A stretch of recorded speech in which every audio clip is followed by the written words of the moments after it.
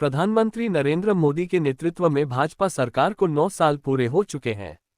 प्रधानमंत्री के 9 साल बेमिसाल सरकार चलाने के दौरान जिन प्रमुख योजनाओं को लागू करने से देश के करोड़ों लोगों का फायदा हुआ है, उस योजनाओं को लेकर भाजपा अब जगह जगह प्रेस कॉन्फ्रेंस कर लोगों को उपलब्धियां गिना रही है।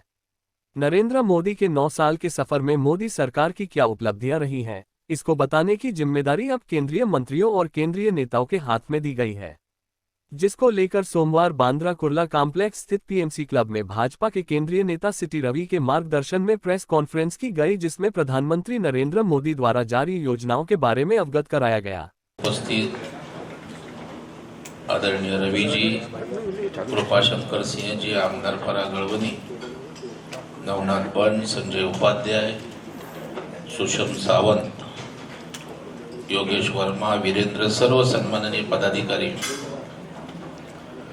महाजनसंपर्क अभियानाच्या निमित्तानं मोदी सरकारच्या 9 वर्षाच्या कारकिर्दीवर त्या ठिकाणी प्रकाशझोत टाकणारं आमचं अभियान आहे आणि त्या निमित्तानं केंद्रातल्या नेत्यांचा प्रवास 4 लोकसभा क्षेत्रामध्ये या ठिकाणी सुरू आहे आणि सिटी रविजी यांचा प्रवास मुंबईचे 3 लोकसभा मतदारसंघ आणि भिवंडी लोकसभा अशा 4 लोकसभा क्षेत्रामध्ये त्यांचा प्रवास आहे। त्यांनी 2 दिवस मुंबईतल्या 3 लोकसभा क्षेत्रामध्ये ईशान्य मुंबई मनोज कोटक, त्यानंतर उत्तर मुंबई गोपाळ शेट्टी आणि पूनम महाजन या 3 लोकसभा क्षेत्रात प्रवास केला।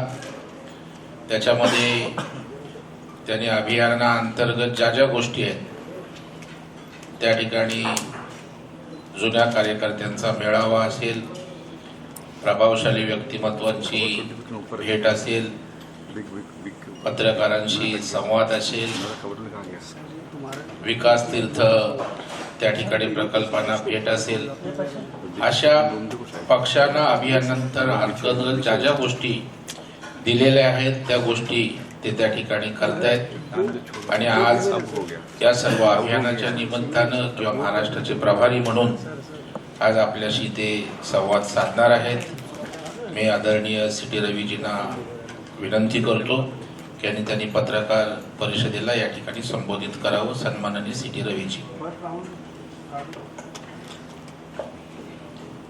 सर्वांना नमस्कार, सभी को नमस्कार। मई 30 तारीख को मोदी जी का 9 साल सत्ता में बैठ करके हो चुका है। उसके वजह से देश भर महाजनसंपर्क अभियान के तहत हम लोग अलग अलग रूप में हर जनता तक पहुंचाने के लिए योजना बनाए है। उसके वजह से हर लोकसभा क्षेत्र में मई 30 से लेकर जून 30 तारीख तक अलग अलग प्रोग्राम तय किया है। पहले प्रबुद्ध वर्ग के साथ संवाद, उसके बाद लाभार्थी सम्मेलन, उसके बाद व्यापारी के साथ संवाद, व्यापारी लोगों के साथ संवाद, हर घर मिलाकर संपर्क से समर्थन, ऐसा योजना तय करके लगभग 500 लोकसभा क्षेत्र में केंद्र मंत्री, राज्य मंत्री, केंद्रीय पदाधिकारी, राज्य पदाधिकारी के साथ सभी लोग एक क्लस्टर, 4 लोकसभा क्षेत्र का, 3 लोकसभा क्षेत्र का क्लस्टर के नाते प्रोग्राम तय करके अनेक मंत्री के साथ पार्टी पदाधिकारी इस प्रोग्राम में जुड़े हुए हैं। मोदी जी प्रधानमंत्री पद में आने के बाद, बीजेपी सरकार आने के बाद गति भी है, प्रगति भी है। एक जमाना था कांग्रेस नेतृत्व का यूपीए सरकार सत्ता में थी, उस समय अटकाना, भटकाना, लटकाना पॉलिटिक्स चलता रहता था। आज ऐसा नहीं है।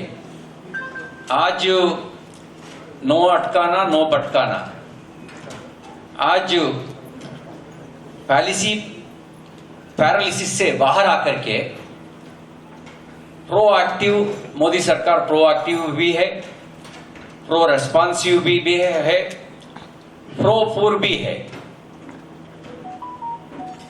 रिफॉर्म्स, परफॉर्म्स और ट्रांसफॉर्म्स के माध्यम से काम कर रहा है।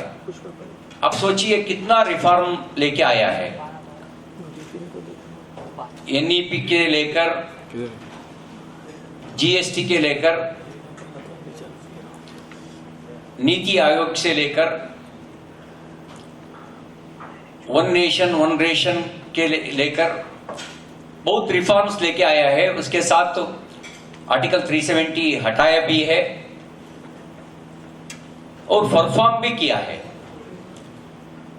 मोदी जी आने के पहले देश पर 74 एयरपोर्ट थी, आज 149 एयरपोर्ट काम कर रहा है।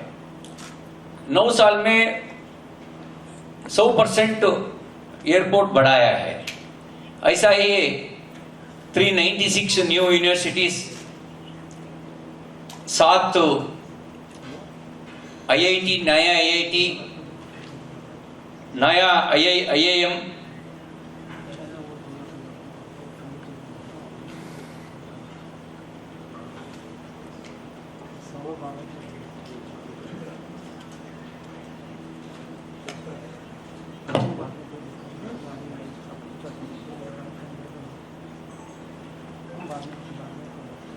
एट एम्स, नया एम्स, 23 एम्स, 2 लगभग 225 नया मेडिकल कॉलेजेस। ऐसा प्रगति में देश चल रहा है।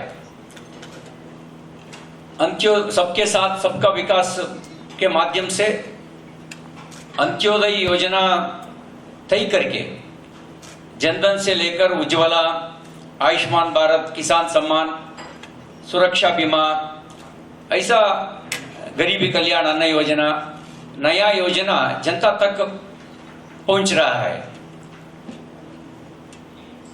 पहले एक जमाना थी, उस जमाने में, कांग्रेस जमाने में हर दिन स्कैम, कांग्रेस माने स्कैम, बीजेपी आने स्कीम। आज का दिन स्कैम नहीं है, केवल स्कीम चल रहा है।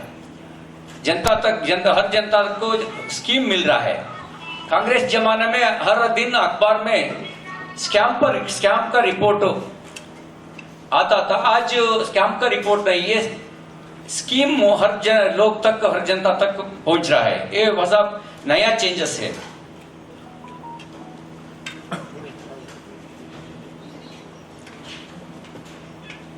देश को सुपर पावर बनाने के लिए मोदी जी नेतृत्व का टीम काम कर रहा है। उसके साथ साथ सांस्कृतिक पुनरुत्थान भी हो रहा है। राम मंदिर निर्माण, Kashi corridor, Ujjaini Mahakal corridor, Buddha circuit, Ayodhya circuit, ऐसा सांस्कृतिक पुनरुत्थान का काम भी हो रहा है। ट्राइबल के लिए, ट्राइबल फ्रीडम फाइटर्स के लिए स्मारक भी बनाया है। और कांग्रेस जमाने में कुछ स्वतंत्र वीरों को न्याय नहीं दिए थे।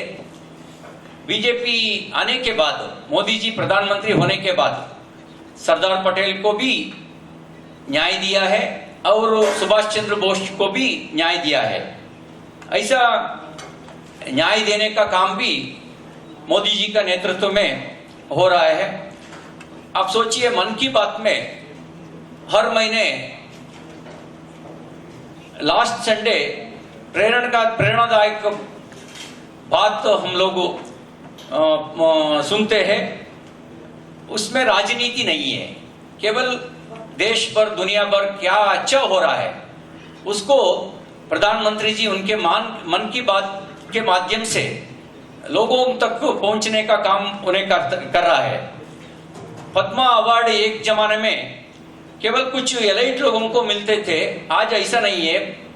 पद्मा प्रशस्ति पीपल प्रशस्ति के जैसे कॉमन मैन में कुछ लोग अच्छा काम कौन कर रहा है उसको मिल रहा है।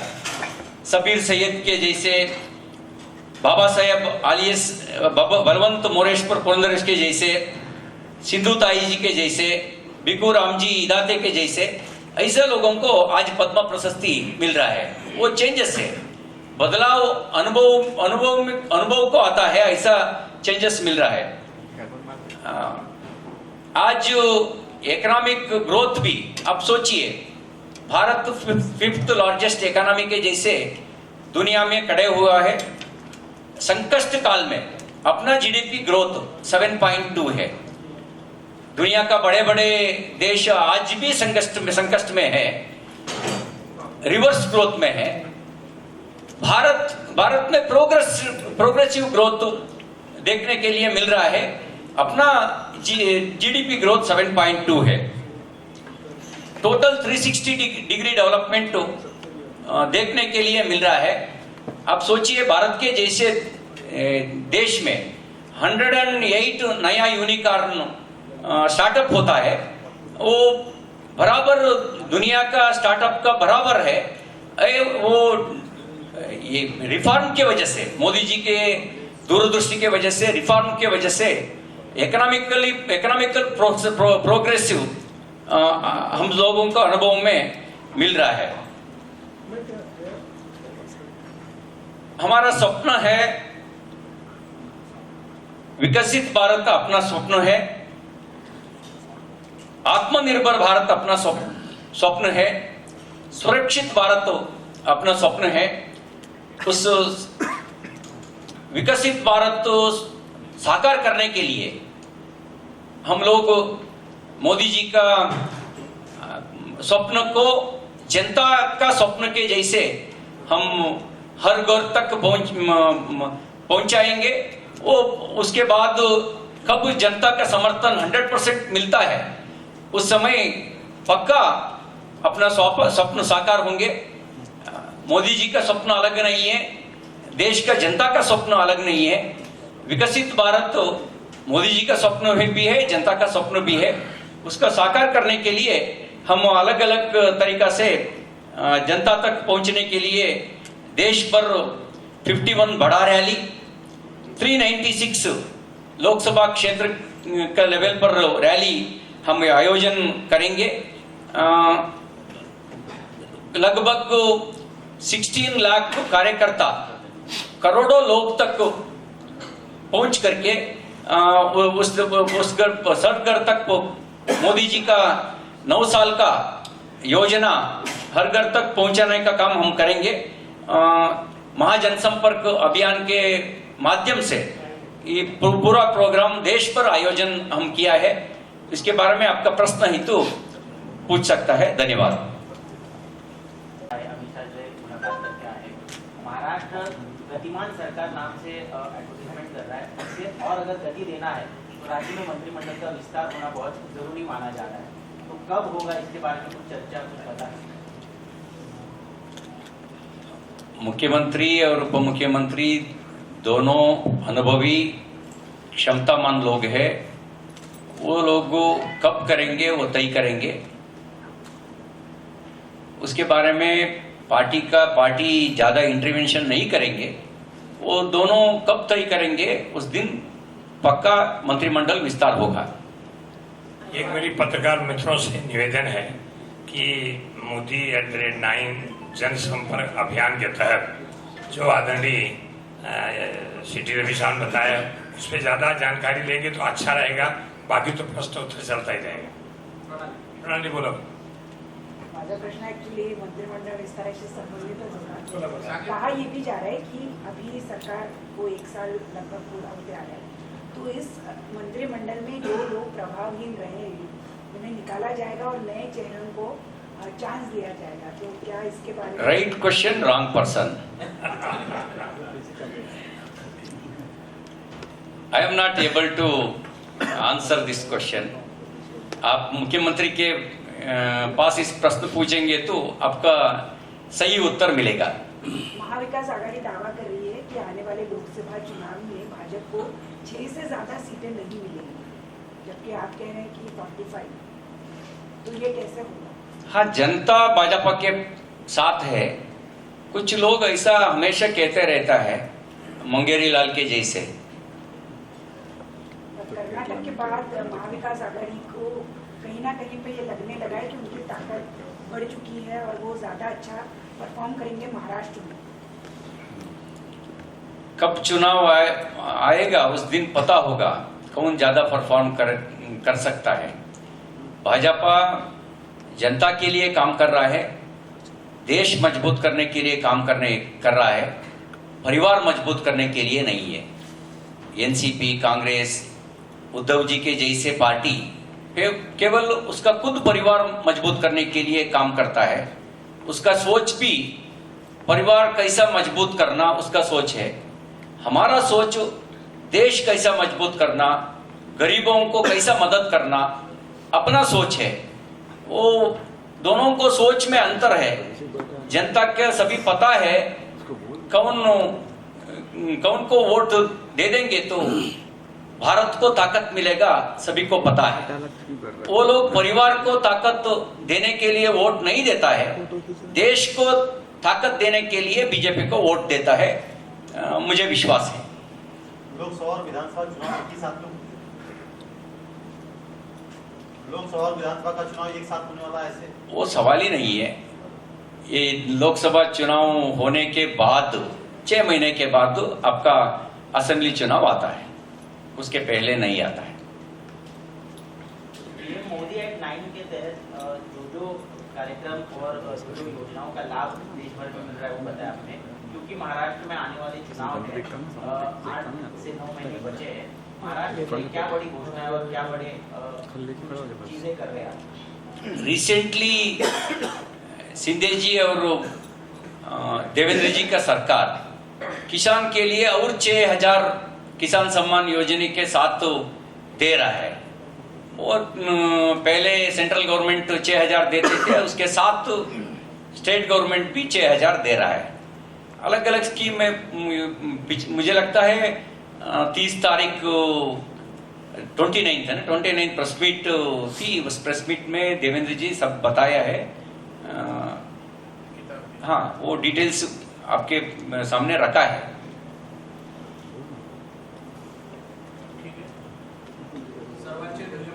धन्यवाद।